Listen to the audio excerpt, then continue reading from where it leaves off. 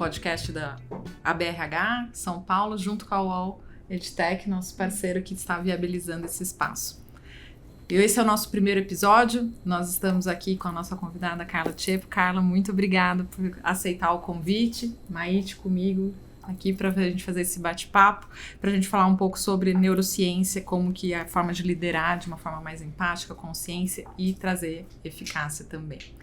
Eu sou Fernanda Burim, sou executiva de RH e estou como vice-presidente na BRH São Paulo, aqui da BRI.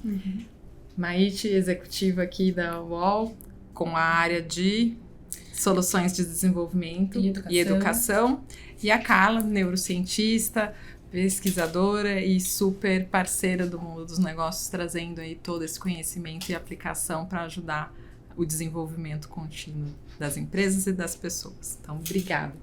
Maite, vamos começar? Vamos começar. Bom, a gente quer te ouvir, Carla. A gente está muito feliz por você estar aqui. E a primeira pergunta é muito mais para a gente entrar mesmo no mundo aí da neurociência, né? Então, a gente quer ouvir um pouquinho como é que a neurociência descobriu nesses últimos anos aí, né? Quando a gente fala de comportamento humano e liderança, qual que foram as descobertas da neurociência nisso, né? Bom, é importante a gente mencionar, né? Antes de mais nada, super obrigado pela oportunidade e essa troca, né? E a neurociência aparecendo cada vez mais como um parceiro no desenvolvimento humano. Eu acho que o que a neurociência vem fazendo agora é ocupando outros espaços que ela, diferentes do que ela ocupou, por exemplo, no século passado, né? Quando a gente inicia as pesquisas usando ferramental tecnológico para investigar o cérebro no século passado, a gente pode usar isso para o campo da medicina, do diagnóstico, de compreender as patologias, né? Porque você não vai poder usar equipamentos que são caros para investigar, por exemplo, comportamentos comuns, como tomar uma decisão ou se debruçar sobre um problema ético, né? Então, tudo que a gente poderia usar de ferramenta mais elaborada só ficou viável nesse século. E aí a gente começa a poder investigar alguns funcionamentos do cérebro no campo da normalidade, mas que também trazem informações que podem ser divisores de água para complementar outras informações das ciências humanas, né? Quem apoia o mundo dos negócios no tema comportamento é filosofia e psicologia, sociologia e antropologia. Me surpreendi logo no começo dessa minha jornada, entendendo o ambiente corporativo e suas necessidades, eu conheci um antropólogo organizacional. Aquilo me chamou muita atenção. Eu falei, porque olha só, se pode ter um antropólogo organizacional, pode ter um neurocientista organizacional. Por que não um neurocientista? Né? E de igual peso de contribuição, junto com a psicologia, com a sociologia, com a própria filosofia. Então, é um campo de gente, né? O ambiente corporativo é um ambiente de pessoas. Sim. E pessoas que estão ali vivendo uma situação especial, um tanto quanto artificial também, porque foram colocadas ali meio que com um objetivo específico, e não porque elas têm algum tipo de relacionamento entre elas. Então, essa contribuição da neurociência, trazendo os avanços nas descobertas sobre a nossa dinâmica emocional, sobre a produção de vínculos sociais, sobre a organização do comportamento, a produção de hábitos, a produção de produtividade, a relação que existe entre bem-estar e produtividade, são incrementos que algumas dessas provocações vieram dos próprios achados da neurociência, né? A gente tem dificuldade, obviamente, de isolar fatores, né? Mas se você pensar no RH nos últimos 15 anos, a grande pergunta é como fomenta-se produtividade sem arrebentar com o time? Porque arrebentando com o time, a gente sabe. Exato. Né? Arrebentando com o time é relativamente fácil. A questão é ir mantendo o sistema sustentável e mantendo as pessoas produtivas e, ao mesmo tempo, com um propósito em cima, com a motivação em cima, porque o mundo também mudou e algumas coisas precisam ser equalizadas. Eu acho que o que mais aconteceu foi que, de 95 para cá, a gente requalificou o próprio sistema emocional como sendo um sistema fundamental para o processo de tomada de decisão. Invadimos o campo da sociologia estudando o chamado cérebro social, que tem gente que se arrepia quando ouve esse termo. Que legal. Depois você conta mais pra gente um pouco. Lógico. E também os campos relacionados à gestão de aprendizado e comportamento. Então, acho que esses são os 3 campos de maior contribuição da neurociência no ambiente corporativo. E a gente vem, obviamente, estressando isso com experimentos cada vez mais elaborados para as perguntas que vêm desse ambiente, né, dessa problemática, que é hoje um campo de estudo da neurociência, a neurociência organizacional. E falando nisso, até você trouxe a questão, né, do contexto e da produtividade, e depois trouxe falando a questão do social. Conta pra gente um pouco como é que o cérebro reage quando a gente fala de pressão, de mudança, de incertezas, que é algo que tá com a gente já faz um tempo, isso não é novo no contexto organizacional, mas tá mais intenso. Acho que dá pra falar que tá mais intenso, talvez, né? Eu acho que a gente tem um problema que tem dois lados. A gente tem, de um lado, uma sociedade que começou a ter experiências de alto valor agregado com esforços cada vez menores em tempos mais rápidos. Então, isso é um fenômeno importante social, que vem da tecnologia, com certeza, mas vem de um fenômeno que, aos poucos, vai ficando claro que é o fenômeno da abundância. A gente já tem falado sobre isso há uns 10 anos atrás, assim, o livro Abundance, do Peter Diamandis, é um livro de 7 ou 8 anos, eu acho. Então, já não é de hoje que a gente vem considerando, é que a pandemia me fez perder a noção de tempo, tá? Então, eu posso ter errado dramaticamente nisso. Não, mas tem a abundância e da escassez, né? Desse você tá falando? Que, na verdade, ele considera que o mecanismo tecnológico que a gente tem hoje em curso vai produzir abundância de recursos. E a gente já começa a ver. Por exemplo, o conteúdo hoje é abundante. Ninguém está se tocando disso, mas está perdendo valor agregado de qualquer conteúdo formal. Porque é muito fácil produzir conteúdo hoje. Não especificamente porque hoje você tem IA para fazer o vídeo, ou para fazer. Não, mas o próprio conteúdo, as próprias sínteses, as construções que autores fazem, têm sido amplificadas. Com inteligência artificial. Então, nós estamos falando de muito acesso. Ao mesmo tempo, acesso mesmo a recursos. Né? A gente fala-se muito, é um tempo difícil, um tempo de crise, mas um tempo de acesso. Se você tiver o recurso financeiro ou qualquer que seja o que te impede, o ferramental que você precisa para chegar naquilo, você tem acesso. A tecnologia é muito acessível. Pensar em valores hoje...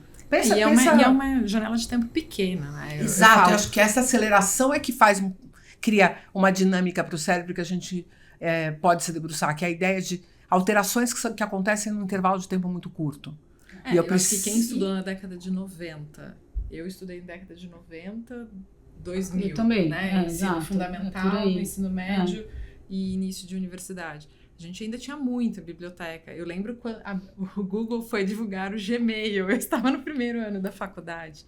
Então, essa diferença, né, de acesso à informação.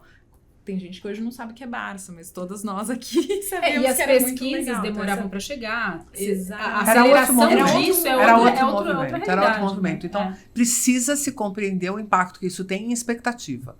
Beleza? Se a gente conseguir, então, mapear que isso aqui cria um outro jogo de expectativas, então vamos para o outro lado da moeda que eu ia trazer, que é o cérebro trabalha baseado em expectativas. Tá. E eu não gosto muito disso, dizer assim, o cérebro faz tal coisa, porque dá a impressão de que nós estamos falando de alguém, assim, um terceiro. Sim, que a uma gente está entidade observando separada de longe de mim. E tal. O cérebro e tal. Mas quem somos que não somos os nossos cérebros em operação no ambiente em que a gente está, com os recursos que a gente vai amealhando?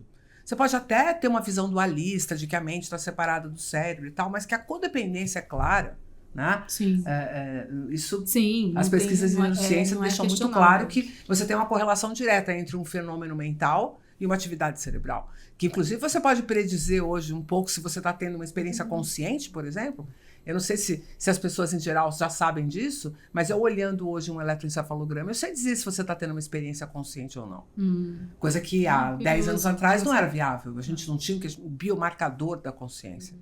Vou dizer 15, que é a chamada onda P300, né? Então, você poder usar a informação que tem num exame para fazer qualquer tipo de correlação entre atividade cerebral e o que isso significa em termos de desenvolvimento humano, vai trazendo para a gente essa vivência de como é que a gente vai reagir a tudo isso. Uma mudança muito dramática e rápida, que seta expectativas de acesso, e que depois pode ser que você não receba, entendeu? Entendi. E você vai ficar trabalhando em cima de setar essas expectativas e correr atrás delas.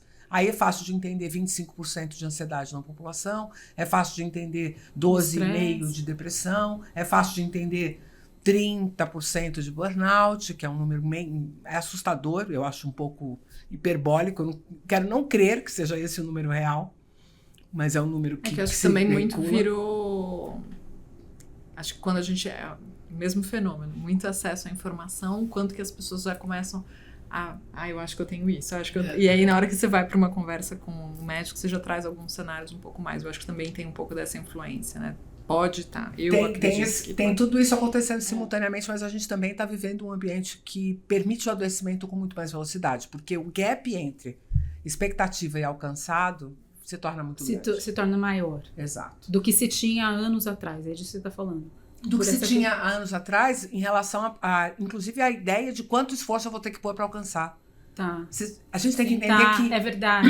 A gente tem que entender que foi mexido todos os botões. Sim. Você tem um sistema complexo, Sim. com muitas variáveis. E, de repente, eles estão mexendo em todos os botões. Sim. Entendeu? No mesmo tempo. Né? Ao mesmo tempo. Ao mesmo tempo. Provocando, então, um desbalanço completo. E a gente... Qual que é o nosso grande trunfo? Nos adaptarmos.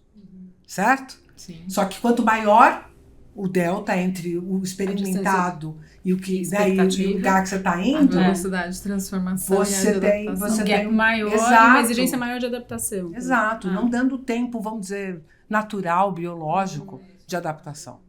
Porque na natureza, onde a gente aprendeu a se adaptar? Em ciclos bem mais maiores, né? Com um detalhe, quando existia algum fenômeno assim bem dramático, como foi o caso do meteoro, não é? Uma espécie se extinguiu. Sim. Tipo, não é sempre que dá para se adaptar. Então a gente um pouco força a barra hoje, numa ideia de que sempre vai dar. Estica a corda que o ser humano corre atrás. Estica a corda que o ser humano corre atrás. Eu não sei se a gente tem recurso para tudo. Então, de certa forma, isso fala também uma questão que a gente traz toda hora e a área, enfim, as organizações falam todo momento, que é ligada à questão de mudança, né? Mudar padrões, mudar hábitos. A gente pode linkar isso com a adaptação. Perfeito, porque esse é o mecanismo que a gente tem. A gente se adapta porque a gente começa a perceber que aquilo da forma como eu fazia já não me traz o resultado que eu preciso. Então, quando eu tenho essa noção, isso é uma coisa muito importante, né? Isso é neurociência pura, porque a gente consegue entender como é que o sistema automatiza comportamentos, portanto, adquire modos naturais de lidar com as coisas, né? Onde a gente se sente confortável. E isso é, obviamente, uma correlação fortíssima com o bem-estar. Eu poder me sentir potente, poder me sentir com o recurso que eu preciso para poder fazer a entrega que eu estou fazendo. Então, isso dominando aquilo. Dominando aquilo. Segurando. E aquilo te dá uma... E assim, as pessoas vão falar, isso é zona de conforto. Então, você tem uma coisa que assim, vamos lá. Todo mundo coloca isso como zona de conforto. E aqui a gente tem um problema, porque não é uma zona de conforto, é onde eu performo com tranquilidade. Eu estou performando, eu estou trabalhando, eu estou atento, eu estou gastando tempo. Tem uma exigência, não é que não tem uma exigência. Não tá com a baixa guarda, né? Mas eu sei que é completamente diferente do conceito de estresse crônico, que é, eu estou nesse turbilhão e eu não sei como sair. Sim. Então, isso é uma coisa muito importante de diferenciar, porque também se eu vivo numa situação onde eu tenho zero desafio, eu também deixo de me adaptar, porque não tem a que se adaptar. Sim. Então, eu preciso de um desafio que seja de um tanto, que eu consigo me adaptar e acho que é para mim.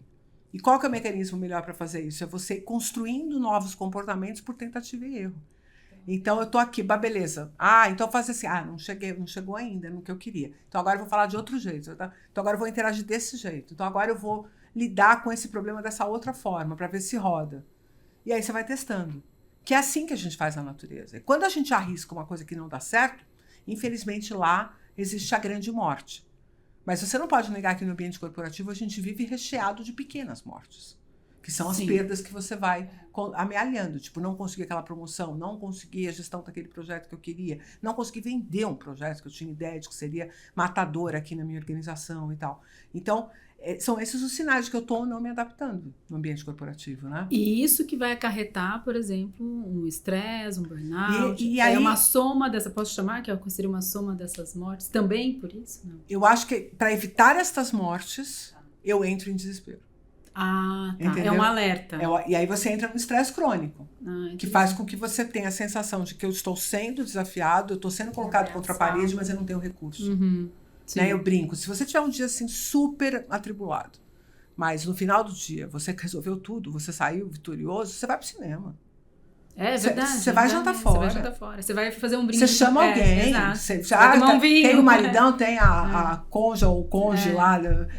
Olha, hoje é um dia especial, entendeu? Posso levar uma comidinha pra gente comer junto e tal. Você vai curtir aquela tua conquista. O duro é você ter um dia repleto de problemas e você sair parecendo um maltrapilho moral. Que não conseguiu nada, que não vendeu nada, que não é. E aí você... bom, beleza, um dia desse, ok. 2 dias, ok. Agora, uma semana, uma vida, né? Toda uma história dentro de uma corporação, isso faz com que você desanime até mesmo do propósito daquela empresa. Você deixa de comprar as brigas que você deveria comprar, porque você está sem expectativa de performance, né? Então, performance também é uma questão de você setar expectativas. Nesse ambiente, com essas pessoas, com esse problema, eu consigo operar. Isso coloca você num lugar de encorajamento, né? Sim. As pessoas sempre falam de energia. Porque o cérebro economiza energia, papapá. A gente tem que tomar um cuidado com isso, porque, do ponto de vista biológico, isso não faz sentido nenhum. Não faz. Eu vou te explicar por quê. Na evolução, eu não vou desenvolver um sistema que eu não tenho energia para rodar. Então, se a gente não tivesse energia para sustentar as funções mais elaboradas do nosso cérebro, elas não existiriam. É verdade, faz sentido total. Eles não existiriam, a gente não teria chegado nessas funções. Aonde a gente chegou, inclusive, né? Óbvio então, que tem, né, exemplos simples para quem não fizer a conexão. Você falou, eu já veio. Falei, por isso que muita gente já nem tem siso, né? Os dentes do siso, o corpo, né? A biologia vai conduzindo para ter uma economia. Você não precisa, você começa... E é isso, tipo, né? No caso do siso especificamente, cérebro, né? Tanto faz se tem ou se não tem, fica pior ainda, porque às vezes aparece, às vezes não aparece. Entendeu? Mas no caso do cérebro, faz muita diferença ter um cérebro gastão. Faz muita diferença ter um cérebro que pode rodar programas conscientes, que pode ter uma atenção sustentada, que são coisas um pouco mais caras. Entendeu? Do ponto de vista energético. Né? Mas igualmente importantes. E tem uma coisa muito interessante, porque o sistema que automatiza comportamentos, que a gente diz assim, uma coisa robótica, uma coisa de menor valor, que eu faço sem sofrer, gasta muita energia, porque tem um monte de neurônio para fazer isso. Porque não é a atenção que gasta energia, é a quantidade de neurônios recrutados para aquela tarefa. E para você fazer um sistema automático, uma circuitaria automática que roda sem a consciência, e é complexa ainda assim, porque nós não estamos falando de tirar a mão de uma coisa quente. Nós estamos falando, por exemplo, do que eu estou fazendo agora. Eu tô explicando conta pra gente o que é básico, só porque eu acho que isso é legal. Eu ia trazer até essa questão, né? Pensando na biologia, né? A gente tá falando aqui, você tá trazendo muito da biologia, mas como que esse conhecimento do cérebro acaba, né? Como que a gente traz esse básico pra gente conseguir discutir? Você falou assim, o básico também exige energia, o que parece básico, você usa alguma palavra o que parece, porque agora nesse momento, nenhuma de nós tá fazendo alguma coisa que nasceu sabendo fazer. Né? Nem vocês pensando no que eu tô falando, perguntando e tal, nem eu fazendo as explicações que eu tô fazendo. Mas nenhuma de nós 3 está estressada. Ou pelo menos acho que não. A gente tá curtindo. Estamos bem. Tá naquele estresse agudo, tipo, estou atenta. Estamos trabalhando. Aquele frio na barriga. Um estresse bom, será que estamos atentas, estamos fazendo, mas não estamos com medo, não estamos achando que não é uma ameaça. Não é uma ameaça latente e tal. Então, roda. Mas eu preciso articular, eu preciso trazer os conceitos, vocês precisam compreender, vocês precisam estar atentas. Isso gasta energia. Só que não dá a sensação de esforço. E a gente tem uma correlação meio antiga, assim, do pensamento direto, de que o que tem esforço gasta energia, por causa dos músculos. É verdade. Entendeu? Porque se você fizer força há muito tempo e usar músculos, você pode gastar 400 calorias com músculos. Se você estiver em repouso, isso pode parar em 10.000 calorias. Então, a diferença é muito grande quando o tema é músculos. Só que quando o tema é cérebro, você está falando na casa de uma centena de calorias. Que se você respirar fundo numa crane cracker, já consumiu 100 calorias. Você não vai nada, entendeu? Então, é por isso que a gente vai deixar de operar um sistema consciente ou não. Mas a ideia do sistema consciente é porque ele justamente vem quando a gente não tem segurança e precisa montar um novo comportamento. Então, ele é fonte de estresse. Quando você se adapta, você começa a rodar aqueles programas no automático. Então, ainda que eles exijam, eu estou explicando uma coisa para você aqui muito mais preocupada em saber se você está entendendo do que preocupada com as palavras que eu estou usando. Porque isso aqui foi uma coisa que eu já expliquei tantas vezes que eu não preciso prestar atenção no que eu estou falando. Entende? Eu posso parar e prestar atenção na tua reação e entender se... Então, imagina quão legal é quando você tem um líder que não está tão preocupado com a performance dele e ele pode focar no outro. Exato. Começa a mudar um pouco o jogo. Só que a gente viveu uma tendência contrária a isso. Desde 1995, com a história da inteligência emocional, escapou aí uma ideia de que a gente tem que controlar as emoções, de que a gente tem que fazer um microgerenciamento das emoções, quando no fundo elas têm que compor comportamentos automáticos que operem na sua inteligência emocional. O conceito é um pouco mais elaborado. É bem diferente mesmo. E isso porque muda o jogo. Você está falando, e realmente quando saiu essa temática de inteligência emocional, posso estar errada, né, ou não, mas é uma opinião minha, me dava uma certa aflição ouvir gestão das emoções, sabe? Como que eu fosse pegar e gerir, assim, e se fosse algo separado, assim, me dava essa sensação. Que havia... a gente pode entender como um dado. Você pode... quer falar de gerenciamento? Legal. Mas entenda que, então, você está pegando dados, que são as suas respostas emocionais, que estão o tempo inteiro disponíveis pra gente, só que nem sempre a gente está atento a elas. Sim. E colocar isso na construção de novos comportamentos, mas não criar como hábito monitorar as emoções o tempo todo, entendeu? Porque fica mecânico e é algo que provavelmente com baixa utilidade. E você tem noção do quanto que você vai estar recrutando, sequestrando de atenção para isso no momento em que você devia estar performando? Então, o correto é sim, eu tenho um método para aprender sobre como esses dados podem me favorecer para construir meus comportamentos automáticos. Porque a emoção é um baita de um sinalizador de se você emplacou, né? Se deu certo o que você está falando, o que você está fazendo. Então, ok, eu tô falando para você, essa tua carinha de concordância, deu check, ok, seguimos para a próxima. Mas eu posso estar prestando atenção em você agora, porque eu não tô preocupada com o que eu tô falando. Sim. Entendeu? Se eu estivesse aqui mecanicamente pensando em articular cada frase, porque eu tenho que encaixar esse conceito, porque eu não sei muito bem, eu estaria preocupada, eu não estaria adaptada. Então, a sensação de leveza e tal, vem porque, eu tô confortável com o que eu tô falando. Isso aqui tá resolvido para mim. A questão agora é como é que eu lido com isso nesta situação, neste momento. Então, eu posso prestar atenção no aqui e agora.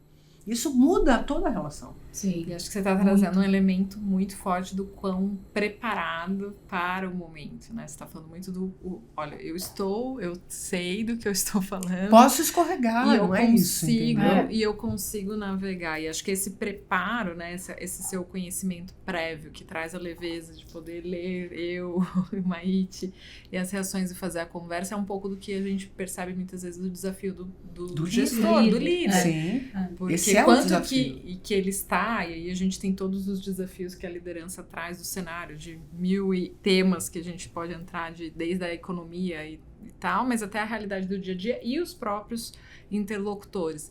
Mas o que a gente percebe também, o que eu percebo é que o quanto que o conhecimento técnico, que às vezes esse líder quer ter para poder conversar com a sua equipe, ou até como que ele também cria esse ferramental, ou melhor, um conhecimento sobre toda a neurociência e conseguir aplicar isso, né? Como que a gente consegue fazer? Porque eu acho que é um dos maiores desafios nesse cenário que você trouxe, né? Olha, desde 95 cresceu tudo, mas todo mundo teve acesso? Como que tá? Eu acho que esse é um bom, né? Como que a gente pode ajudar ou pensar que os líderes podem usar esses conhecimentos e aplicar? Muita gente acha que o caminho é fazer um curso de neurociência. E eu acho que um curso de neurociência não é para toda a liderança. Certo? Porque um curso de neurociência vai trazer bases do funcionamento do cérebro e ele é muito bom para compor, por exemplo, vamos lá. Então, o seu desafio é educação corporativa, e você está desenvolvendo inovação em educação corporativa, vale a pena você se mergulhar um pouquinho aqui para ver o que você traz de contribuição. Agora, a liderança, ela precisa pegar 3 ou 4 pilares para acrescentar na sua bagagem. Mas o que é mais importante é o mérito que a neurociência traz sobre as construções de comportamento e as relações. Ele não precisa saber muito sobre neurociência, mas uma organização, quando pensa em cultura, quando pensa em comportamento da liderança, quando pensa em definir quais são as intencionalidades, quando ela vai desenhar como é que a gente vai trabalhar, como é que eu vou criar bem-estar, para quê? Os rituais organizacionais, né? Como é que isso bate em produtividade, o que isso tem a ver com o evento, o que isso tem a ver com andragogia, como princípios. E não uma formação robusta e verticalizada sobre o neurônio. Mas para isso é interessante, porque você precisa de alguém que tenha mergulhado e depois trazido, né? Exato, a informação. Você estratifica e traz o que faz sentido para aquele público. Né? Eu não acho que o líder tenha que ele próprio aprofundar. Eu acho que ele tem que ter formas dele ter acesso a formações que eu já digo, líder, isso aqui é um pouco do que você precisa atualizar a partir da neurociência. Acho que é meio por aí. Muito bom. E quando a gente olha para a neurociência, eu acho que muito do que você trouxe, o desafio dessa cultura organizacional, como que a gente prepara, traz... Eu sou apaixonada para falar o quanto que o líder é muito mais responsável da cultura do que a gente acha, que é o RH, quem que é o guardião. Todos somos dentro de uma organização. Mas quando a gente olha para tudo isso, o que a neurociência pode apoiar ou ajudar a liderança para que eles consigam, então, ser um referencial de empatia, de segurança psicológica para que a performance, para que não gere esse estresse e consiga evoluir? Como que você enxerga isso dentro das organizações? Interessantemente, eu considero que, a depender do perfil do líder, ele entrega isso de diferentes formas. A gente não pode considerar que existe um jeito de ser empático, um jeito de produzir um ambiente seguro para que as pessoas performem. Existem alguns. A gente sabe quais são, eu brinco que a gente conhece bem a inequação, que é o que não cabe. Então, assim, é muito mais uma quantidade de nãos, né? Tipo, não, do que um perfil pronto. Mas eu acho que dá pra gente partir do pressuposto de que nós precisamos ter uma cultura com uma intencionalidade bem definida. E essa intencionalidade tem que ser genuína, no sentido de que existe uma correlação direta entre o que eu digo, e não o que eu faço, mas o que eu busco fazer. Porque fala-se muito de boas intenções, o inferno está cheio e tal. Eu acho isso uma frase que desonra a nossa tentativa e erro num mundo complexo. Porque, no fundo, para lidar com essas mudanças que requerem adaptação de novos comportamentos, eu realmente preciso confiar nas minhas intenções. Sim. Porque eu posso não alcançar o resultado. Até porque eu não tenho ainda aquele padrão automático de comportamento que me leva lá. Eu brinco, eu dou um treinamento para liderança. Vamos falar de inteligência emocional. E aí considero a forma como ele deve lidar, as falas, a busca, né, pelos espaços de segurança, a escuta ativa, a clareza, as confirmações. A gente traz todos os elementos que ele precisa aplicar. Só que aí esse gestor comercial sai dali com todos os tenquês da cabeça dele e no dia 30 do mês... Tá faltando 3, 4 vendas para bater a meta dele e o sistema cai. Aí como é que ele vai ligar lá na TI? Fala para mim. Ele vai ser empático, super ótimo, e tal? Provavelmente não. Porque ele não introjetou isso como um modo de agir em frente a qualquer situação. Sim. Ele tá ainda num padrão dele. Tá bom, quando tá tudo bem eu faço assim, mas eu tenho o meu modo de luta ou fuga. Eu tenho o meu modo de eu já venho operando nele faz um tempo. Com ele, né? Assim, eu confio nele, porque em última instância, e é uma coisa muito interessante, porque as pessoas não entendem a raiva, a impulsividade, a agressividade com sua maior finalidade, que é afirmar para mim mesmo que eu estou revoltadíssima com o resultado das coisas como elas são. Legal isso que você tá falando. Nunca pensei nesse... A agressividade é com a coisa. Então, eu quando não consigo performar, quando não bato a meta, muitas vezes eu brigo com o outro. Mas, no fundo, eu estou muito chateado com o que está acontecendo, com o resultado das coisas que estão acontecendo. Eu preciso achar uma culpa, entendeu? Sim. Brincadeira, a culpa é minha, eu ponho onde eu quero. Né? Então, tipo, o que eu faço com esse problema que eu vou ter que administrar, que eu não fui capaz de performar? E aí isso vem da onde? Vem de uma sociedade que pontua que nós somos winners ou losers. Mas winners ou losers, né, no sistema, significa que eu já tive a oportunidade de aprender e não quis. Eu já tive a oportunidade de me adaptar e não achei importante, por isso eu sou um loser. Mas não porque eu não tive a oportunidade ainda de entender como faço o mundo... Sim. Eu tenho que adivinhar, eu tenho que ser capaz de simplesmente saber como é que vai performar, e isso me faz um winner. Então, deixa eu te dizer, é muito mais sorte, muito mais loteria do que efetivamente performance ou competência. Performance e competência para mim é você me dizer, Carla, é isso aqui que você tem que alcançar. Só que a regra do jogo mudou. Descubra a nova regra do jogo, mas o objetivo está ali. E eu só paro quando eu atinjo o objetivo. Eu não fico o tempo inteiro dizendo, mas com essa regra não dá para fazer. Mas com esse negócio aqui eu não consigo. Mas mudou, eu não sei mais fazer desse jeito. Então, eu tenho que ser capaz de performar bem, não destruir ninguém e continuar olhando para onde eu estou olhando. Então, falta 3 vendas, tá, gente? Me conta uma coisa, quem é que tem telefone de cliente? Porque não vai adiantar eu ir lá destruir o cara do TI. Porque a gente sabe que vai demorar para ele botar isso em pé. E ninguém tem culpa, ninguém fez isso porque queria. Entendeu? Sim. Então, vamos tentar resolver daqui para frente. Gente, junta todo mundo, fala, me dá 3 telefones de cliente que estavam com para vender. Pra fechar. Como que você tem. E vamos embora aqui nesse lugar que a gente está, entendeu? Então, mas aí eu não joguei a culpa em ninguém, entendeu? Eu não criei um espaço para criar a possibilidade de não ser responsabilizado por aquilo, porque eu tenho mais medo da punição do que do não resultado. Isso é uma coisa muito louca. E acho que acontece muito. Mas é o que mais acontece. Mas acho que esse é o ponto do... Você tá trazendo pra mim, tá vindo muito forte do quanto que eu tenho consciência de como eu reajo. Perfeito. E como a gente vai. E aí você trouxe esses elementos e falar um caso mais pessoal que acho que conecta com o que a gente pode seguir de pergunta. Mas eu vivi há pouco, 2, 3 meses, uma situação que eu tive um feedback de uma situação que eu falei, tô recebendo feedback que não é meu, eu sabia quem que tinha feito, sabe assim, chegar a pessoa, e aí eu percebi que de forma um pouco mais explosiva, obviamente. A pessoa chegou pra mim, explodiu e falou, e eu escutei aquilo e tipo, né, ok, quando você quiser, recebi do feedback, depois a gente volta. No fundo, eu tava ali dentro, eu já tinha, né, acho que vocês perceberam, eu gosto de tomar nota, e eu fui escrevendo o que a pessoa trouxe, mas no outro canto da folha eu fui escrevendo o que eu queria falar. Boa. Porque no meu natural, a gente falou isso um pouco antes. Agora, que eu, no meu natural, há alguns anos, eu rebateria cada Essa pessoa teria se arrependido um pouco. Eu teria rebatido. A raiva ia aparecendo. De alguns anos atrás, facilmente teria rebatido e falado, não, isso é mentira, isso foi... E aí eu fui tomando nota, ok, obrigado.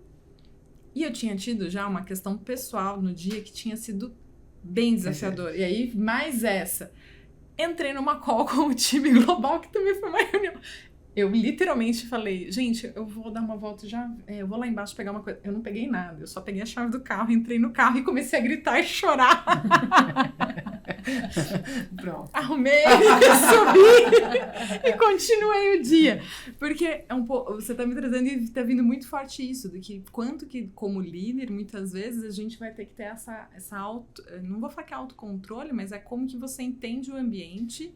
Mas você ao mesmo tempo que provável, você começou a receber sinais de que ali seria uma oportunidade de destempero? E você foi capaz de ouvir esses sinais? E esses sinais vieram com um apertinho na garganta, um friozinho na barriga, e antes que virasse a erupção de um vulcão, de um Etna dentro de você foi capaz de dizer assim, só um minutinho, já volto, entendeu? Porque se eu continuar deixando isso aqui crescer, vai escapar em algum lugar. E se não escapa ali, Fernanda, é possível, vai chegar na sua casa, vai escapar com alguém da sua família. E você, de algum jeito, vai aumentar o problema. Sim. Quando, no fundo, o importante é que você entenda cada situação como oportunidade da busca do resultado que você está. Você tem que ser um pouco pragmático no ambiente organizacional. A máxima é um ambiente artificial produzido para um fim específico. Vamos parar com a coisa da ação entre amigos, aqui uma família e tal, porque isso apenas é satélite à questão central, de que nós nos reunimos aqui para um fim muito específico, que não tem nada a ver com o desejo de cada um de nós estar aqui. Tem a ver com a gente ter topado um desafio coletivo. Sim. Então, como é que a gente faz esse desafio coletivo acontecer? Por isso que eu falo da intencionalidade, que ela seja genuína. Sim. Porque senão eu fico contando uma história, de um propósito, de um storytelling, de um sorvete, que era o sorvete da vovó, você entendeu? Se é que vocês pegaram a referência. Sim. Agora, quando você falou da intencionalidade, você falou da busca. Eu achei isso interessante, porque a gente muitas vezes fica naquele discurso do walk to the talk, assim. Sim. Então, você fala e você tem que fazer. Você fala e você tem que fazer. Mas a palavra busca, pra mim, fez todo... De realizar. Porque assim, você vê claramente uma liderança ou pessoas que estão na busca. Pode não acontecer, por N razões, que tá para além de você. Sim. Mas você vê o trabalho que a pessoa tá fazendo para isso. E aí, aquela história, entendeu? A intenção vale muito. É. A fala, não a fala intencional, mas o comportamento de busca que está na tentativa e erro e sabe. E aí o papel do líder é sensacional, porque se ele for um gestor do tipo, eu brinco, a bailarina ou o bailarino ensaia 8 horas por dia, né? Ou Por mais. quê? Por quê? Por que o jogador de tênis joga 8 horas de tênis? O virtuoso do piano ensaia 8 horas. Porque ele precisa eliminar os erros mínimos. Uhum. Como é que ele faz isso? Parametrizando a exigência da intenção. É verdade. Então eu posso dançar um balézinho mequetrefe na minha escola de balé do bairro, que uma perna sai meio assim tortinha e tudo bem, mas se eu estiver fazendo isso profissionalmente, o movimento é outro. Então, você percebe que quando eu seto a intenção, onde eu estou chegando, até onde vai a minha exigência, Sim. eu também aumento a capacidade de fazer isso de forma... fazendo isso com uma performance excelente. Sim, sim. Vou dar um exemplo bobo. O Oscar Schmidt, nosso cestinha. Ele fazia uma coisa que todo mundo achava que era uma loucura. Ele terminou o treino, ele arremessava 100 vezes lance livres. E o objetivo dele era acertar 100 seguidos. Se ele errava 97, ele começava do primeiro. Então, isso é setar a exigência. Sim. Mesmo. Óbvio, eu não quero que isso fique na mão dos perfeccionistas, porque eles podem arrasar com a empresa, mas um set de exigência do tipo, o que a gente está buscando, qual é o teu comportamento, na tua conversa com a liderança, quantos % você aceita de erro nas relações, nos momentos que você está destemperado? O que é acertar efetivamente? Vou dar um exemplo, escutativa. Fala assim, escutativa à torta e à direito no mundo. Qual é a intenção da escutativa? Fala para mim, Fernanda. Por que eu tenho que escutar ativamente as pessoas? Sim. É para que as pessoas se sintam ouvidas ou para eu saber o que elas têm para falar? Eu acho que é para saber o que elas têm para falar. Não. Eu acho que não. Sabe por quê? Porque se você setar que você quer saber o que as pessoas vão falar, tão logo você acha que você já sabe. Que você compreendeu aquilo, né? Que você já sabe, porque você já ouviu alguém falando, porque afinal de contas você é um gestor super experimentado, e isso aqui é um estagiarito querendo dar opinião na minha coisa, eu vou interromper no meio. Porque eu tô fazendo um jogo de vaidade. Né? Agora, a escutativa é pro outro se sentir ouvido. Pra ele ter isso coragem de falar de verdade. novo. Pra ele ter coragem de se empenhar de novo naquele comportamento. Pra ele ter confiança, né? E segurança ali, né? Então, às vezes, eu já falar segurança pra fazer a troca. Eu já entendi o que você queria falar. Mas eu vou ouvir tua pergunta até o final, entendeu? Sim. Porque senão eu vou te atropelar. Sim. Agora, vamos lá. Eu, como entrevistada de vários podcasts, que sei disso, interrompo meus entrevistadores. Então, quantos % eu acerto? E aí a pergunta é, que tipo de pergunta você interrompe? Que coisa que te cria ansiedade que você atropela? E aí você começa a fazer uma análise pontual e vai construindo esse comportamento. Esse comportamento não vai vir do nada. Sim. Ele é um hábito que deve ser construído, ele precisa ser exercitado, ele precisa ser treinado, ele precisa ser desafiado a várias situações, inclusive o dia que o TI derruba o sistema no último dia, entendeu? E para isso você tem que se observar, né? Não de uma maneira obsessiva, mas você tem que...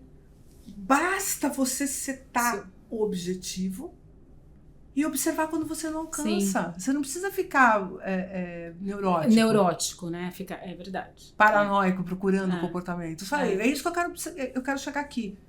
Chega de noite em casa e fala, nossa, mas por que eu não consegui levar aquela conversa daquele jeito que eu queria? Onde foi que a Fernanda me levou para um caminho que eu não queria ir? Sim. O que foi dito ali que embrulhou meu estômago, que eu não gostei? Como é que eu lido com isso de uma próxima vez? E aí aí sim é um gerenciamento emocional, você entendeu? Mas é quase como um inventário do seu dia. Sim. E não uma neurose tempo a tempo toda do seu hora, dia. segundo a segundo, né? Não. É o momento do diário, né? Como que eu pego ali e faço na maior parte do tempo você precisa ser capaz de deixar fluir, né, o teu comportamento em relação com as pessoas. Senão fica mecânica. Sim. E perde parte da sua naturalidade. As pessoas querem ver sua naturalidade. Elas querem te ver como pessoa também. Sim. E isso vai ficar cada vez mais importante. Porque a gente lida muito com as coisas no diferente. A gente percebe o diferente, né?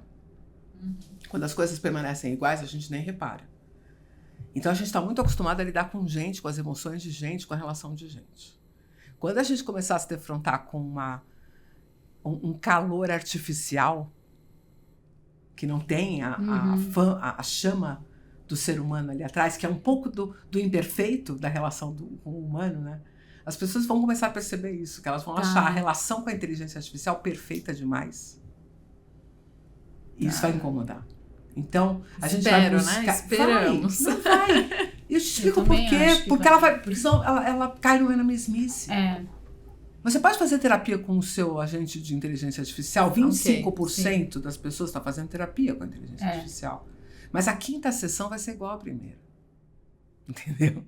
A hora que você começar a perceber que você não vai evoluir para além de um ponto que é o limite do que tem de recurso para ele buscar. Porque o que faz um LLM, um modelo de inteligência artificial?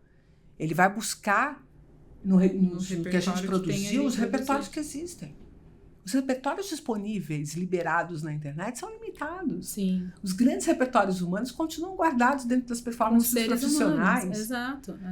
E não estão na internet. Por mais que a gente tenha produzido e compartilhado conteúdo, o X da questão ninguém vende. Eu brinco, quem faz um curso de como ganhar na loteria se realmente souber ganhar na loteria? Qual seria o objetivo?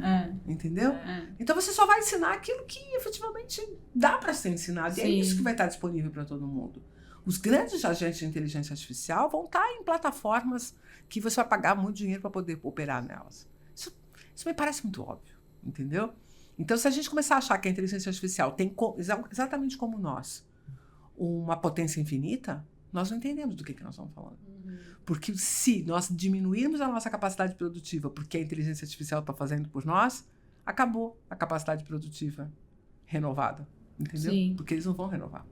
Então é muito louco. Vão acontecer coisas muito interessantes daqui para frente, né? Ainda que eu possa estar parecendo um médico daqueles oncologistas que está dizendo que o paciente com câncer é interessante, isso é horrível, né? Mas acho que você trouxe um ponto que me instigou aí para o mundo da pesquisa quando eu fiz o mestrado, que foi a questão do aprendizado contínuo. Acho que você está trazendo exatamente isso, né? O quanto que, na época, eu estava vivendo vários projetos de ver automação, RPA, e logo em seguida começou um pouco de chatbots, e em seguida veio a inteligência artificial. E aí eu fui entender e pesquisar o que estava tendo de comportamento. E muito porque eu percebia quanto que a gente tinha que trabalhar cultura, gestão de projeto, transformação organizacional como RH, mas muito do comportamento de quem estava sendo impactado, a minha atividade virou um robô, a minha atividade virou, eu comentei com a Maite, que o comportamento que acontecia era quem achava interessante as perguntas daquele profissional de tecnologia que estava fazendo código para fazer aquele robozinho, começou a perguntar e virou um programador. Então foram 45, 48 entrevistados e boa parte teve uma evolução na carreira e não uma involução, mas os que tinham a curiosidade, que tinham essa... Acho que para mim me conectou com isso que você trouxe desse instigar do aprender contínuo, porque senão a gente vai ficar. Eu acho que é isso. E uma coisa que a inteligência artificial, acho que ainda não tem essa... Não sei se é curiosidade... A inteligência artificial não vai ter... Eu acho que não vai ter curiosidade. Vida. E ela não exato. Ela não tem vida, ela não tem uma história. A gente corre o risco, porque tem maluco suficiente solto por aí para programar uma história para uma inteligência artificial. E aí a gente vai começar a encontrar o problema. Porque se ele tiver uma história a defender, um ego a validar, uma vaidade a perseguir... Aí a gente começa a ter uma coisa um pouco mais esquisita. O cinema já trouxe isso pra gente, né? Eu acho que a ficção científica faz um pouco isso. Bastante, ela conta pra gente, não vai por aqui. Tipo, ela já aqui mostra, corremos um risco, né? Mas eu concordo contigo que, no fundo, o que nós sempre vamos bater é naquelas pessoas que estão dispostas e com coragem para a vida, que era exatamente igual ao que foi na Revolução Industrial, ou que tenha sido durante... Imagina se lá na Idade Média não tinha lá um senhor feudal e o seu vassalo que precisavam negociar suas participações. Sim. Não é de hoje que a gente tem que entender como que a gente trabalha junto, como que a gente negocia, quem que vai aportar que valor, né? E a ideia é a progressão contínua. Agora, nós vivemos um tempo acelerado. Acho que é isso que é urgente, a gente perceber que a neurociência é o cobertor para esse frio que a gente vai enfrentar, justamente porque ela conta qual é o mecanismo que desenvolve aquele circuito. Então, enquanto qualquer outra plataforma de aprendizado vai metralhar para todo lado, que é o que eu vejo muito acontecer hoje em andragogia, eu sei que eu preciso de interesse, atenção, então eu vou fazer uma metodologia ativa aqui, agora eu vou colocar um vídeo aqui, agora eu encho a linha de atividades para ter certeza que ninguém vai escapar. Todo mundo vai encontrar ali o que lhe favorece. Com muito pouco critério, né? E compreensão de movimento de aprendizagem mesmo, né? Não customizando muito. Hoje a gente tem a oportunidade de customizar, entendeu? E o indivíduo pode também fazer uma autocuradoria incrível, se ele fosse se especializando em buscar o conteúdo. E a vantagem da inteligência artificial... Se ele olhasse a intenção dele, inclusive, nisso, né? No aprendizado que ele quer naquele momento da carreira dele, da vida dele, enfim. Né? E a contribuição da inteligência artificial vai vir mais rápida, né? Porque é muito mais fácil eu pedir para uma inteligência artificial me curar conteúdos com um Exato. determinado objetivo que eu tenho, do que E eu no formato contratar que faz sentido pra mim. um produtor de conteúdo para desenhar uma trilha especificamente para aquele indivíduo. A gente sabe que não tem verba para isso, né? Sim. Por mais que a gente tenha defendido a ideia de que cada ser humano se desenvolve individualmente, né, que tem as suas necessidades individuais e que precisa ser provocado nesse lugar das suas potências e vulnerabilidades, a gente sabe que não tem investimento para isso. Então a gente vai viver um tempo em que muito provavelmente a gente terá como fazer isso, de novo a abundância. Então, mas o dia que a gente puder fazer isso, o que a gente vai fazer mesmo? Porque a gente ficou tanto tempo dizendo que não dava. A gente já tem um plano para quando der? Porque é esse o desafio. E agora se der? Agora você pode, vai lá, faz um treinamento para mim. Como é que você vai fazer isso? Ninguém respondeu essa pergunta ainda, porque a resposta era não dá. A hora que dá, você fala, caramba, e agora? Como é que eu faço isso? Então essa é um pouco das oportunidades que a gente vai ter. Ao mesmo tempo que tem grandes desafios, o mesmo ferramental que nos empurra contra as cordas, né, no ringue, é aquele também que vai nos impulsionar. Que pode compor com a gente, né, de certa forma. É o elástico das cordas. Isso, você pega o impulso nele e vem com a força que você consegue nesse ferramental.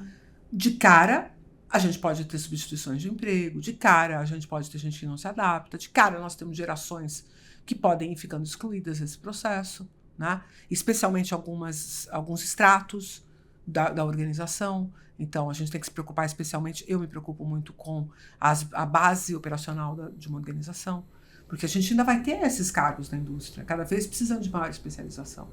Muito. Né?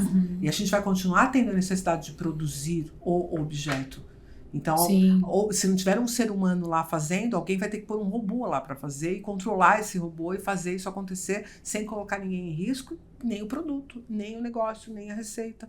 Então, não é fácil você transicionar. As pessoas falam, vai ter a substituição. Alguém vai ter que ir lá parar aquela linha para substituir. Vai lá, põe a mão ali, ó, parou! Tipo, não é tão simples assim, né? E o impacto social, né? Acho que tem todo esse mecanismo. A gente está discutindo no mundo das organizações, mas essa transformação de sai pessoas, entram robôs, uma gama, como que a gente tem, e em alguns países a gente já vê que o movimento de ensino técnico ser tão valorizado quanto o ensino universitário, mas também tem todo o desafio de remuneração e renda, e entra até o fora e econômico. Longevidade, né? Eu acho que assim, não dá para você tirar... É muito complexo, são muitos fatores. Que teve toda a discussão de renda social, vamos discutir, e que eu acho que pouco se discutiu. Fala, né? Um ou outro trouxe, mas eu acho que tem um pouco dessa... Especialmente para gerações que vão ficar no sanduíche. Né? Porque o líder que fica no meio, né? A gente já falava do líder de sanduíche, agora é uma geração. É uma geração inteira que está posicionada ali. Eu acho que a geração X ainda consegue operar, porque ela tem outros... Ela não viveu alguns achatamentos emocionais, ela continua tendo algumas resiliências, né? Especialmente no Brasil. Nós estamos falando de uma geração que viveu a adolescência na década perdida. Eu quero ver você desafiar essa geração para além do que ela já viveu, né? Sim. Tava vendo uma conta que fizeram, a inflação que foi vivida durante... Você viu isso? Eu vi. Esse número? De trilhões? Não, isso não foi isso que aconteceu. Trilhões percentuais de inflação em 10 anos, ou 14 anos. Você olha, parece mentira, né? Parece você não mentira. Acredita naquilo. E a gente resistiu a tudo isso. Agora, a geração Y, ela se adaptou um pouco diferente. A Z, estão falando muito dela. Né? Ela está muito na crista da onda agora, porque é a geração que tem 20 e poucos, né? 20 e poucos chegando nos 30. E ela está bem diferente, porque ela veio já com uma dinâmica muito, muito própria, com essa relação com a tecnologia e com a relação com o imediatismo, com a recompensa imediata. Com a recompensa imediata. Que já é a geração que veio com um alto impacto da tecnologia. Ela já nasceu, né? Mas por isso mesmo é igualmente potente. Tanto e a gente está olhando muito pelo lado da vulnerabilidade, entendeu? Então eu acho que... Fala um pouco mais disso, porque é verdade, a gente tem falado muito pro lado da vulnerabilidade, da falta, né? Da falta. Parecendo como os velho gagá, sabe? Não, tem razão. Meu tempo. Mas a gente já tá vivendo. Porque a cena, né? A gente tá falando, você falou da inflação, e quando eu li isso, eu lembrei da cena de minha mãe tem comércio. De eu ir ajudar a trocar dinheiro. Um dia que eu contei isso num grupo de estagiários, eles não entenderam nada. Eu falei, não, gente, que é dinheiro? O papel tinha um limite. Quando mudou pro real, a gente tinha um limite. E aí a gente vê gerações que não viveram nada disso. Então acho que é um ótimo tema pra gente falar. Você trouxe a questão das gerações e o quanto que isso tá, e a gente percebe no dia a dia, nas organizações e até nós mesmos, o quanto que os nossos vieses inconscientes acabam entrando, né? Você já trouxe um pouco do nosso automático e tudo isso. E como que a neurociência nos mostra ou pode ajudar os líderes para tentar, né, afetar menos a liderança nas organizações. Reconhecer, começar a reconhecer nos viés. E fazer com que afete menos a performance, né? De novo, a gente tem aí uma participação importante dos achados da virada do século, né, sobre tomada de decisão, porque isso era um tema que não se falava. Ainda que na psicologia o conceito de Gestalt, figura e fundo, sempre foi muito bem divulgado.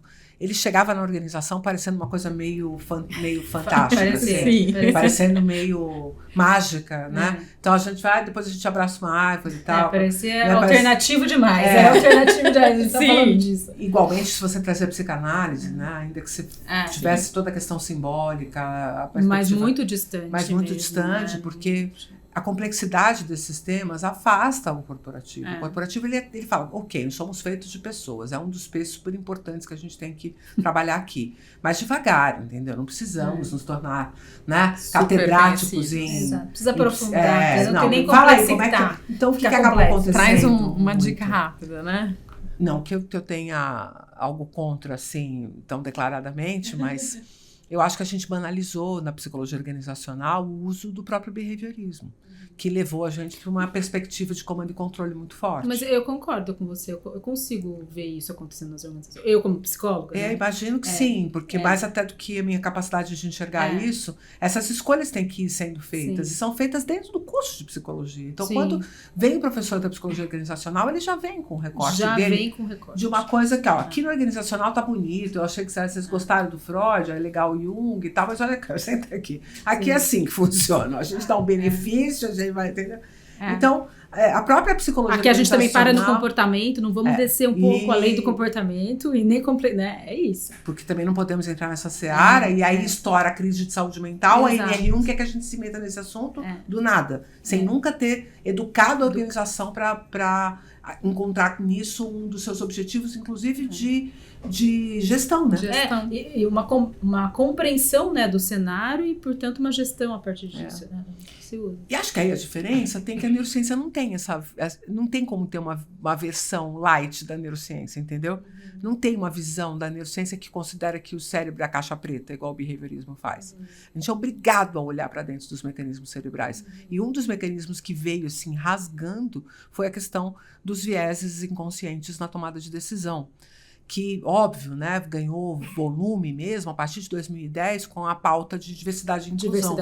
Porque foi a pauta que trouxe esse tema, só que as pessoas começaram a entender, bom, mas peraí, não é só aí que isso vai gerar algum tipo de impacto, isso pode gerar impacto em tudo que eu faço. Como assim? Quer dizer que então eu tomo decisões pautadas em repertórios antigos? Como é que eu faço para mudar isso? Aí começa a ter todo um debate que a neurociência tem muito a contribuir.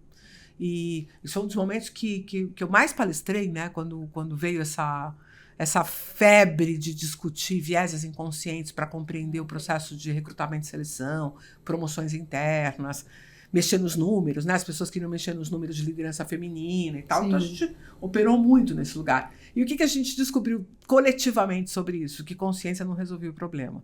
Que não bastava você pôr luz sobre os vieses inconscientes, era necessário você produzir práticas que gerassem outras experiências que pudessem se compor de alguma forma com as experiências anteriores, criando ali um novo debate interno que seja, né? Legal. Então, além da prática, um ambiente, né? Porque você está falando... Não bastava eu ir lá e dizer assim, não, a partir de hoje a gente vai ter uma meta para a liderança feminina. Eu tinha que ter a liderança feminina, dar poder a ela, porque eu entrei em muito conselho, ou muito N-1, sabe? Conselhos diretivos de organizações, que você tinha, 5 homens e 5 mulheres, e as 5 mulheres ficavam quietas dentro do conselho.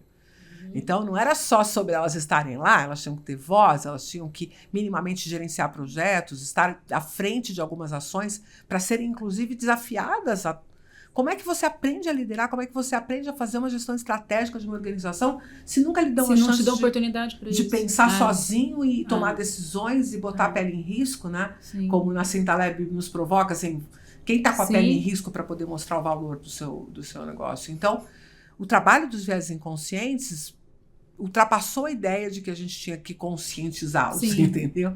E passou a dizer como é que eu construo novas experiências que vão compor essa minha tomada de decisão automática de uma forma menos enviesada, quer dizer, diminuindo o erro. Porque a palavra viés basicamente está falando de erro, Sim. né? Então, que como é que eu sai do diminuo padrão. o erro? Voltamos para o mesmo lugar, parece, né? Mas, no fundo, as experiências vão permitindo isso. Então, eu tenho que ter lá pessoas com diversidade racial? Tenho. Mas as pessoas não podem só ser números. Exato. Elas têm que efetivamente poder implementar suas experiências, trazer o recorte.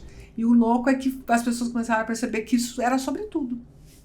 Não é só sobre diversidade e inclusão. Que é sobre diferenças de personalidade. Exato. Repertório. E olha que isso vai para a pauta, olha que resultado interessante. E que, portanto, está na gestão como um todo, né? Você tem que olhar isso de uma forma ampla, né? Não no recorte de diversidade e inclusão. Né? Não são os grupos, Exato. as minorias que vai trazer. Você vai ter que Eu acho que a gente incorpora um ativo dentro da organização quando a gente começa a perceber que os erros das tomadas de decisão são um problema, porque depois que eles são cometidos, dificilmente o indivíduo vai ter espaço para corrigir, ele vai bancar.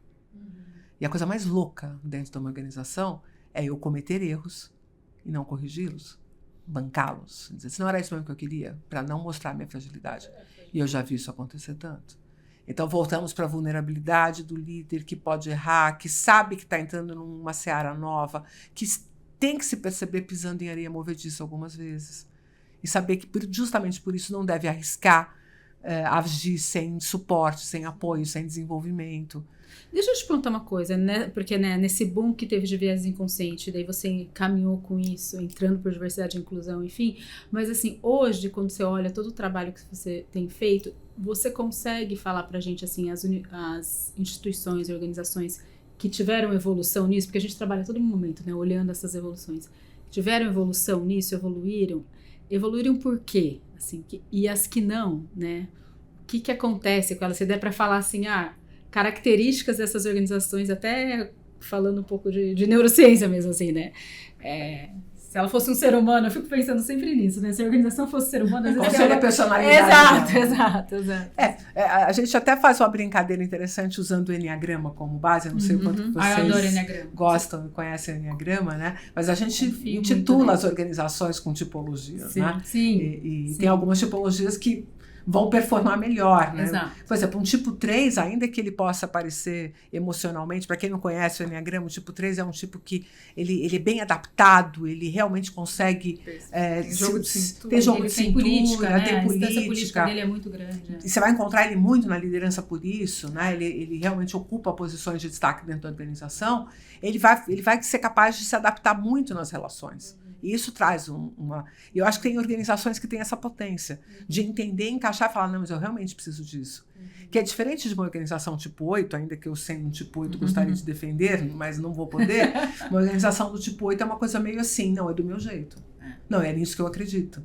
Então, essa falta de jogo de cintura pode fazer com que uma política boa de diversidade e inclusão não seja implementada porque o indivíduo não acredita naquele número. Né? Ainda que a McKinsey tenha mostrado para a gente em diferentes relatórios, né? Foi ano após constantemente, ano após ano, soltando relatórios defendendo a questão, especialmente da liderança feminina, que para mim é uma causa muito especial, né? Porque eu entendo que uma organização que tem uma liderança feminina, ela está na direção da alteridade. Porque o barato não é você ter um perfil assim masculino ou um perfil assado feminino. O barato é você ser capaz de, na alteridade, que é no confronto desses perfis, sair com os recursos. Então, uma organização amadurece quando ela, não só nas suas pessoas, né? Então, mulheres e homens, conseguem encontrar esses contrapontos, como em cada um de nós, a gente consegue encontrar esses contrapontos. Porque nós temos arquétipos. Sim. Né? Então, o que é o arquétipo do patriarcal dentro desse conjunto? Né? O que ele vem? Ele vem do legalismo, ele vem da regra, ele vem do número, ele vem do parâmetro, da evidência. Óbvio que uma organização precisa disso. Mas de onde vem o arquétipo do matriarcal? Né? Então, de onde está o feminino nisso? A flexibilidade. É o cuidado, é a flexibilidade, é a adaptação. Entendeu? E nem obrigatoriamente quem faz isso são homens ou mulheres. Mas é o feminino e masculino caminhando, né? Independente do gênero. Integrados né? numa pessoa que está buscando alteridade. O que isso traz? Traz um benefício incrível para lideranças mais sêniores. É isso que eu ia falar. E aí, de novo, sênior barra maduro, né? Alguém que já está com um grau de consciência, de maturidade, que consegue enxergar isso. Que por sorte, né, para que a gente não tenha que absorver isso assim sem nenhuma crítica, não basta fazer aniversário. Sim, exato. Isso. Não, maturidade tá falando, de maturidade tem um nível de consciência, não maturidade. Independente exato, porque é a compreensão de qual é o tá. papel que está sendo posto ali. Sim. E o que eu estou buscando internamente de recurso para resolver cada problema. Porque eu posso ter esses temperos dentro de mim, mas eu estou vendo você entrar na minha sala e eu sei que agora só colo resolve o seu problema. Entendeu? Sim. Que qualquer fala encorajadora ou qualquer fala castradora ou punitiva vai destruir você. E eu tenho que ter tudo isso dentro de mim, à disposição. Sim, todas de essas algum possibilidades jeito. de se chamar de ferramenta, enfim, mas todas essas não o tempo todo, nem desde sempre. É. Mas, de novo, tem que ser a minha intenção como líder. Sim. E amealhando esses recursos todos. Então, o que o viés inconsciente me mostra quando ele se apresenta? Qual é a minha tendência? O que é que eu estou lutando por? Né? Carla, você trazendo isso, para mim, me veio tanto a questão dos vieses, a liderança feminina, o estudo da professora de Harvard, que ganhou o Nobel, mostrando o impacto na carreira da mulher.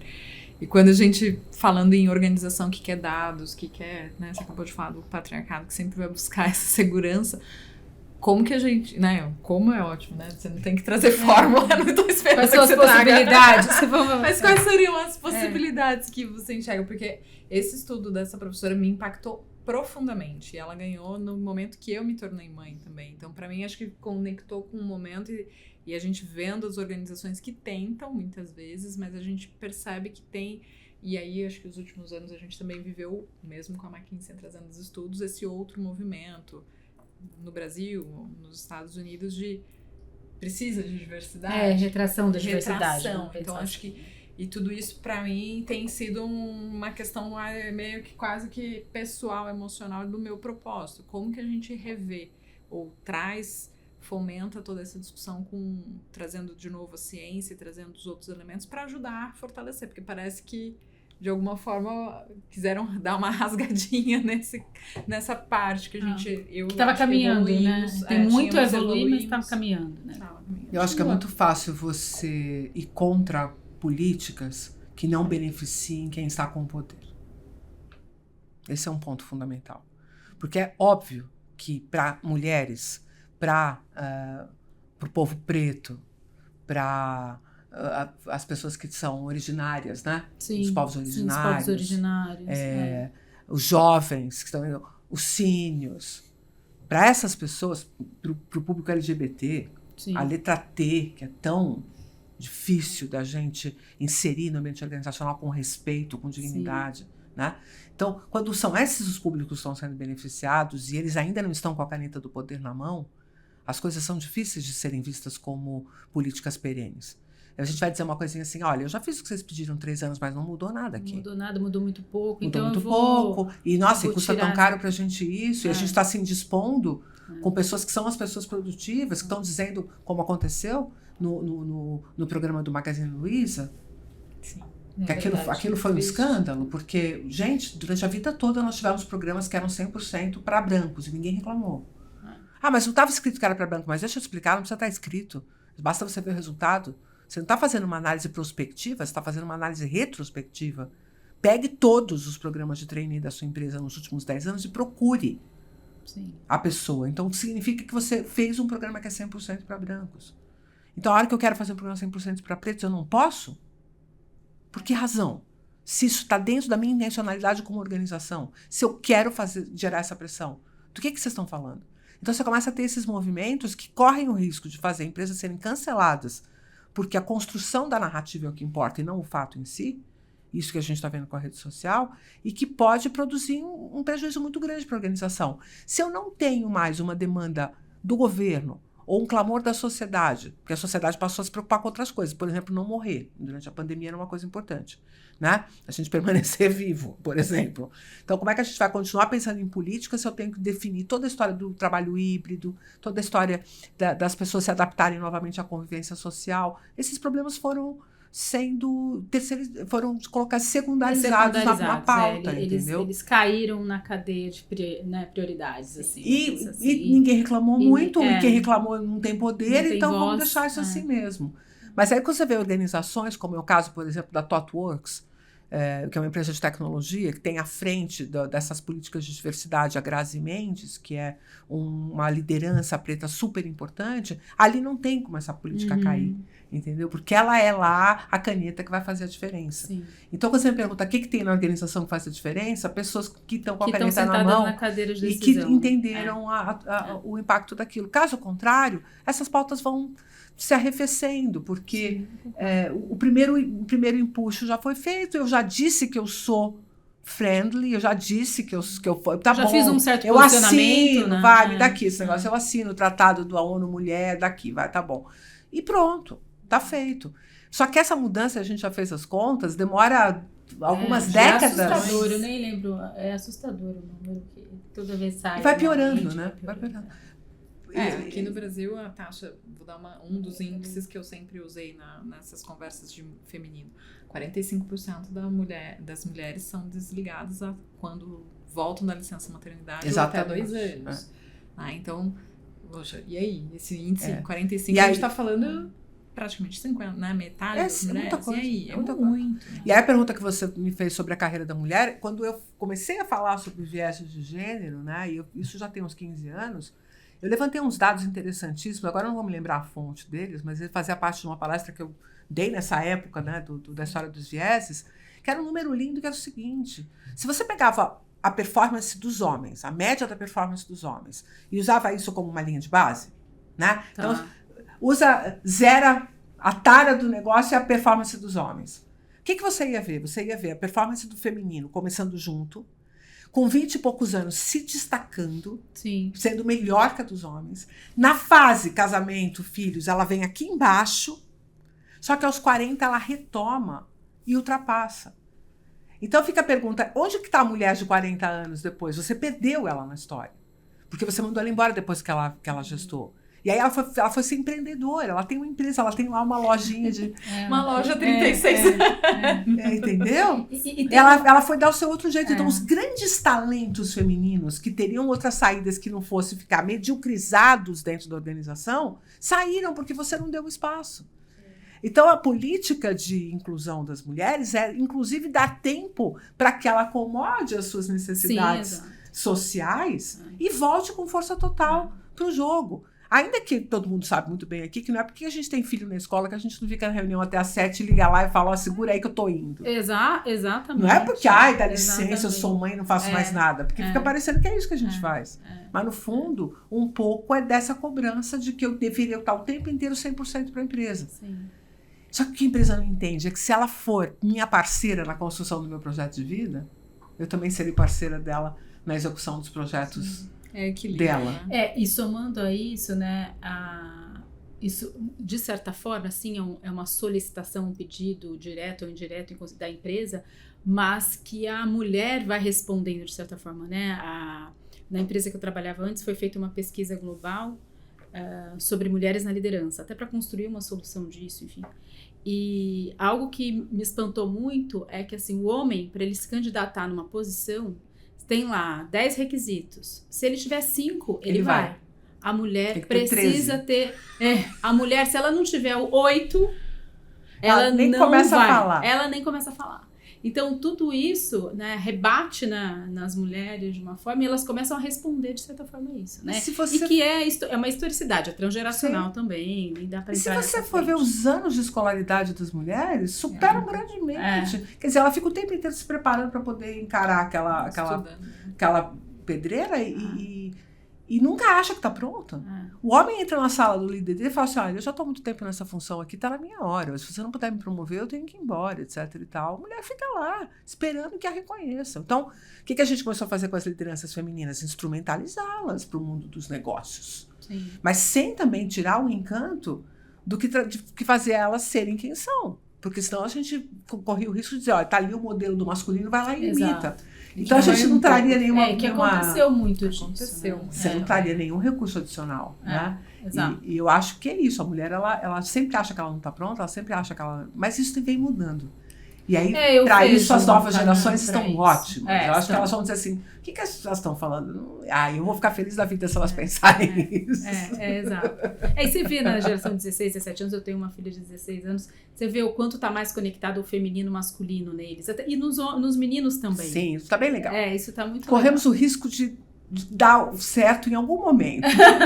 E é o quanto, acho que você trouxe, né? Acho que a gente já pode ir caminhando para as falas finais, que acho que a gente trouxe muito. A Carla trouxe muita contribuição pra gente. E você trouxe da sua filha. E eu tenho um pequeno bem mais jovem, né? Tá com 3 anos. Mas o quanto que a gente pode... E várias vezes eu me vejo ele falando assim, nossa, que legal, ele ganhou um brinquedo de cabeleireiro. E aí, vou falar que não? Não corta cabelo, não faça isso. Ele ama limpar, ele é o rei da faxina. Quanto que a gente às vezes vai policiando, o quanto que pra ele o lixeiro é o máximo.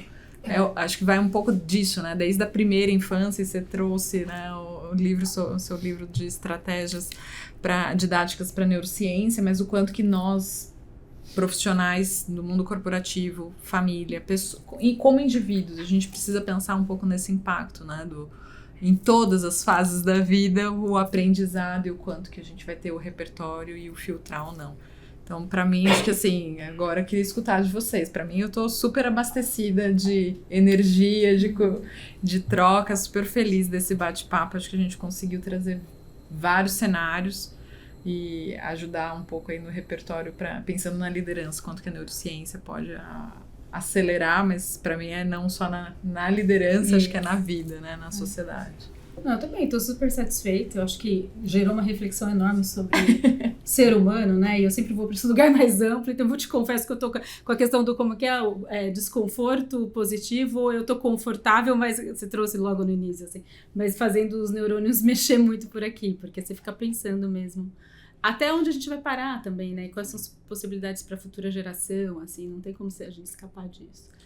A gente começou a falar nos anos 2010 que todas as empresas teriam que se tornar empresas de educação. Não sei se vocês se lembram dessa conversa. É verdade. E essa conversa ela vem se posicionando porque todo mundo entendeu que o nível de aprender, reaprender, desaprender é muito mais insano do que se pensava. Sim. Né? Pela própria evolução tecnológica e tal. Então, empresas que souberem educar sairão na frente.